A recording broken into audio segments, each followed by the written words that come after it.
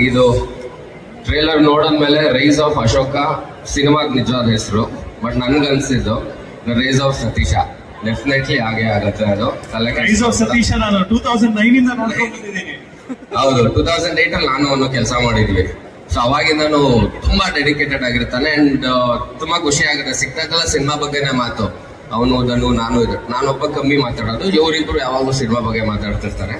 So ಏನಕ್ಕೆ ಅಷ್ಟು ಹುಚ್ಚತನ ಇದೆ, ಮಾತಲ್ಲಿ ಹೇಳ್ತಿದ್ದೇನೋ ಹುಚ್ಚಿಡ್ದೆ ಆ ಥರ ಅನ್ನೋದು. ಅದು ಹುಚ್ಚಿಡಿದ್ರೇನೆ ಈ ಥರ ಎಲ್ಲ ಮಾಡಕ್ ಸಾಧ್ಯ. ಸೊ 100% ನಿಜ.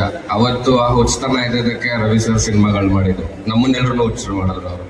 ಈಗ ನಮ್ಮ ಮಾವನು ಮಾಡ್ತಿರೋ ಸಿನಿಮಾಗಳು ಎಲ್ಲ ಹುಚ್ಚತನ ಇದ್ರೇನೆ ಮಾಡೋದಕ್ಕೆ ಸಾಧ್ಯ. ಅಂಡ್ ಡೆಫಿನೆಟ್ಲಿ 2.5 ವರ್ಷ ಕಷ್ಟಪಟ್ಟಿದ್ದೀರ ಸಿನಿಮಾಗೆ. ವಂಡರ್ಫುಲ್ ಆಗಿ ಆಗುತ್ತೆ ಇದು ಡೆಫಿನೆಟ್ಲಿ.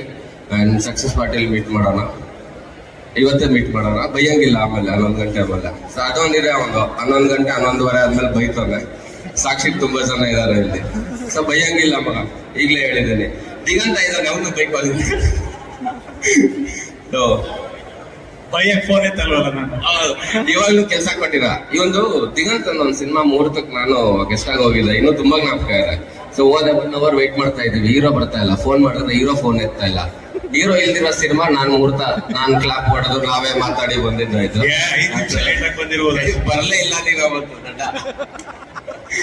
ಆತರ ತುಂಬಾನೇ ದೊಡ್ಡದಾಗಿ ಕಾಣಿಸ್ತಿದೆ ಸಿನಿಮಾ. ತುಂಬಾ ದೊಡ್ಡ ಮಟ್ಟಕ್ಕೆ ಆಗತ್ತೆ ಇದು. ಅಂಡ್ ತುಂಬಾ ಜನ ಆಕ್ಟರ್ಸ್, ಸಂಪತ್ ಸರ್ ಎಲ್ಲರೂ ಬ್ರಿಲಿಯಂಟ್ ಆಗಿರೋ ಆಕ್ಟರ್ಸ್ ಇದಾರೆ ಸಿನಿಮಾಲಿ. ಅಂಡ್ ಡೆಫಿನೆಟ್ಲಿ ಆ ತರ ಎಲ್ಲ ಸೇರಿದಾಗ್ಲೇನೆ ಒಂದು ಒಳ್ಳೆ ಸಿನಿಮಾ ಆಗುತ್ತೆ. ಅಂಡ್ ಈ ಸಿನಿಮಾನು ಹಂಗೆ ಆಗುತ್ತೆ.